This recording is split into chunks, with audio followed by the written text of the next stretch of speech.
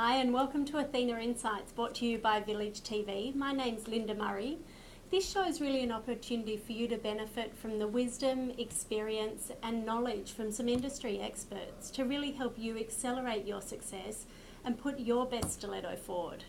I am so excited to have the gorgeous Renee Opperman with us today from Hundreds and Thousands Marketing. Welcome, Renee. Thank you, Linda. It's Great a pleasure to be here. Excellent. Thank you.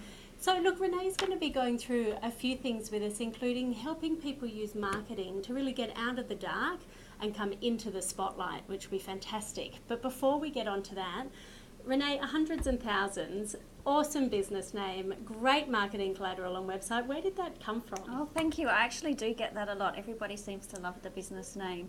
I went through a few ideas, but one day I actually have children, and one day I dropped the whole can of Hundreds and Thousands when I was making their sandwich. Oh, no. And they all fell on the floor, and I went, you know what, that is a great name for a business. And it's very reflective of me as well, because I'm quite colourful and I have lots of ideas, so it just seemed to be a perfect match. Fantastic. I love it. And that personal story never goes astray either. That's exactly right. Fantastic.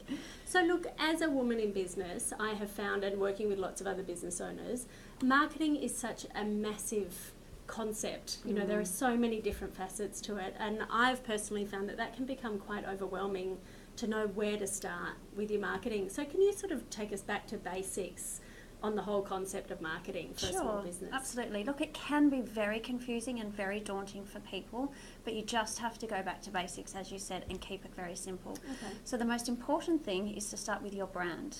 Your brand is your identity. It's basically, what do you want to tell people about who you are? So there's a few things to your brand that you need to think about. The first thing is your logo. You want to keep it simple. You want to be reflective, a very simple name, and also keep the colours very, very basic as well. The other thing that's really important is it needs to resonate with the experience that you want to give people. When they touch you, when they touch your business, what kind of experience are you going to give to them? So that's really important. A tagline for a business is also very important. Some people don't forget to actually think about that. But a tagline is your promise for your brand. It's not the services that you offer. People sometimes get that very confused. It's the promise. For example, you think of Apple, think different. And you think of Apple and it's like, well, yeah, they do think differently. And it's a very simple promise.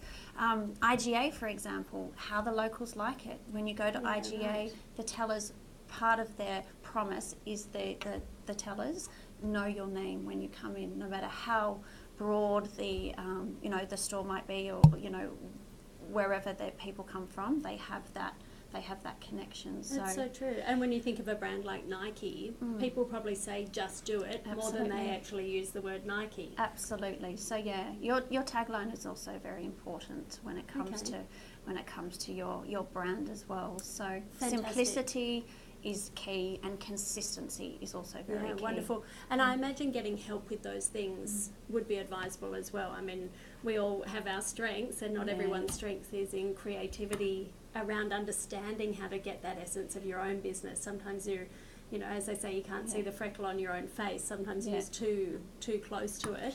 Look, I totally agree. The most important thing, one thing you cannot cut short on, is outsourcing for your brand, because that it will go everywhere. So it's the most important step that you just shouldn't cut short on. Obviously, small businesses have got very fairly budgets that they have to consider, but don't cut short on your brand and your logo. So. Yeah, great. Yeah. And obviously first impressions count. And I think these days what most people experience as their first impression of a business is often the website. Absolutely. We tend to go there first before we do anything else. We do. Statistics say that 97% of our purchasing decisions actually start online. So it's very important to have a website. Well, first of all, have presence online. That's the most important thing. Let's start there. And also to have a website that's that you love, and that's also very functional and speaks to your target market. So the few things, the tips that I would certainly say that need to occur on a website is, obviously, let's start with the homepage. So with the homepage, you obviously need to be very clear with your business services. Yes. But that's keep that very simple on the homepage. You can go into detail down the track. You want to have very clear imagery and attractive imagery. I would also suggest video on the homepage. Okay, We're great. so time poor these days. Sometimes people just don't want to read. So there's always an opportunity there, 30 seconds to a minute to put your point across. Yeah. Have a bit of a call to action. Make sure you have a very clear phone number on the homepage. Fantastic. Or an email address. So, and the biggest thing as well today is social icons. That's the first thing that people want to address when they, see your business. The other major points about your website is you obviously want to have your portfolio of work. Testimonials is very key as Great. well.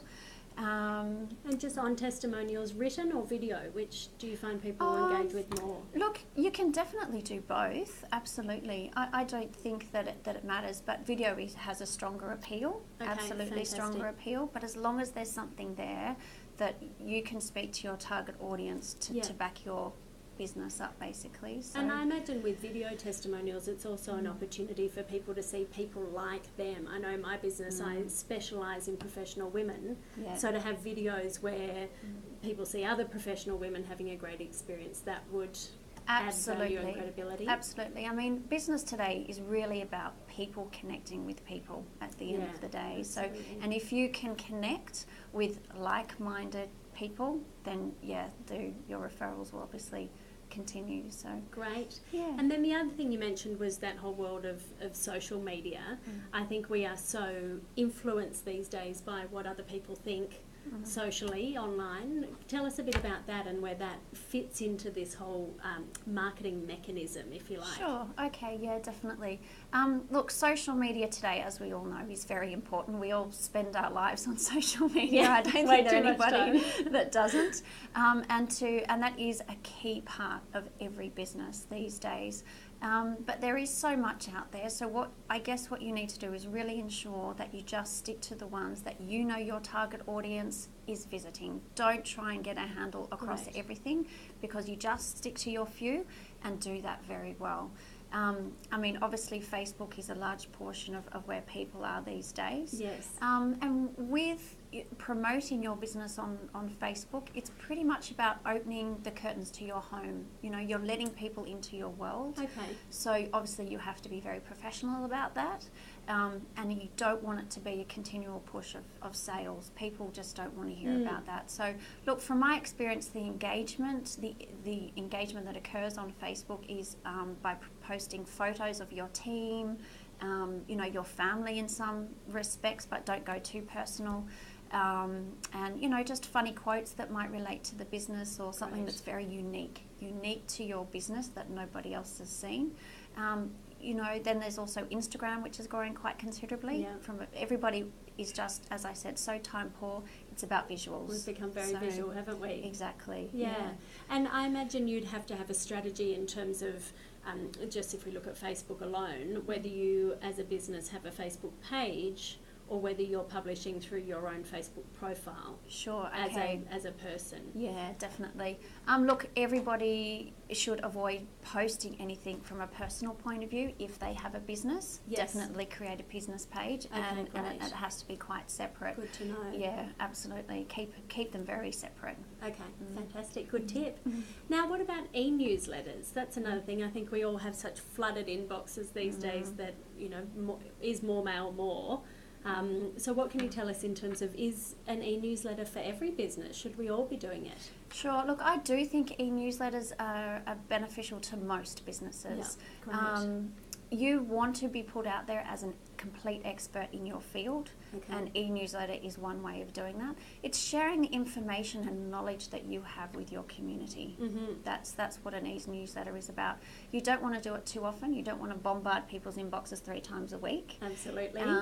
But you do want to touch them. It's just that constant reminder that you're there, that you're sharing knowledge. And a good tip for a newsletter is maybe have a bit of a teaser on your newsletter and guide them back to, say, a blog on your website. So the main thing that you want to do is draw people to your website, because once they're in there, they'll start looking around and that's where you want to capture them. So, which would probably through Google Analytics and what have you give you an insight as to where traffic's actually going and what's of interest to people once they hit your site. Absolutely, as well. absolutely. So Google Analytics is your reporting tool for your website. It's actually free through Google.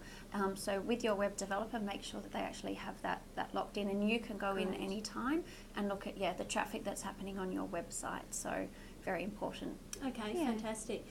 Just before we jump on, because I'd love to speak to you more about outsourcing as well. You know, I'm a big fan of outsourcing. Is back to the newsletters in terms of frequency. I mean, is it different for every business as to how regularly you are? Absolutely. Look, that is very true. I spoke to Money Magazine the other day, for example, and they said they send out an e-newsletter 3 times a week, and I was actually a bit astounded. And I said, 3 times a week? And he said, no, we get a very high open rate. People want to know what's going on. So it's all about the value of the content. It's all about the value of the content, for example. But if you don't have anything to say, don't just send... That's a really good point. Nothing. Don't send rubbish, because people just won't read it, and that once they get that taste of that, they probably won't come back. So always ensure, and don't be scared. Don't be scared to send an e-newsletter. People think, I don't want to share my knowledge, but just be confident in your own ability and the knowledge that you have to share, because you are an expert in your field. Yeah, I think we've definitely shifted from, as a society, from almost scarcity and I'm the expert, you need to come to me to find something out, to that sort of abundance of information. Absolutely. People can find out information anywhere, so you may as well be the person who's sharing it. Absolutely. And just going back to the reporting as well, you can actually grab some really great reporting through your e-newsletter campaign. You can see actually how many people have seen your email, how many have opened, how many emails have bounced, so you can go back and fix that.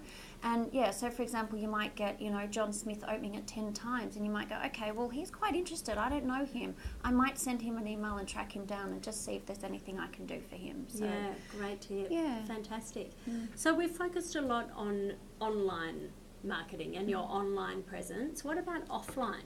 Sure. What are the options there for small business? Offline does definitely have, even though online is very strong, offline does have a role in the marketing wheel. It complements and also supports your online activities. For example, a direct mail out piece. I have a client where we recently sent out to all of the lawyers a direct mail piece, and it was fantastic because it stays either with the receptionist or, other people are coming through and looking at that, and we got some really great feedback on that. So yes, it definitely still has a role. The other offline activity, which is extremely important to business, is networking, and I cannot stress that enough. Building your referrals, building your business partners, putting yourself out there, you really have to allocate the time, because it is time consuming, but you really do have to allocate that time to networking. And there's so many networking groups out there. You just have to decide what your intention is. Yeah, and really set the intention for each event you go to. I see it so often. You see so many business owners just burn through time and money in going to the wrong networking events. And great, I think if you're a solopreneur, we love to connect with people. We do. So we love to go to an event and meet people, and there are lots of events that are sort of ladies who lunch. But I think to actually have that intent as to what do I want out of this networking event? Absolutely. What do I need to come home with? Absolutely. You can either come home with 20 business cards and, you've achieved, or your intention might be more of a supportive, nurturing, learning forum. So, if you know your intention, then you'll come away feeling fantastic. So. Yeah, wonderful. Yeah. Great. So many awesome tips in there in such a short amount of time. Thank you. We've definitely got a thought leader on our hands in the world of marketing. So if you wanted more information from Renee, you can find her at hundredsandthousands.com.au. And this has been another episode of Athena Insights. Renee, thank you so much for joining us Thank you. flooding us with great tips and tricks to take home. It's been a pleasure. Wonderful. Thank you. Thank you. Thank you.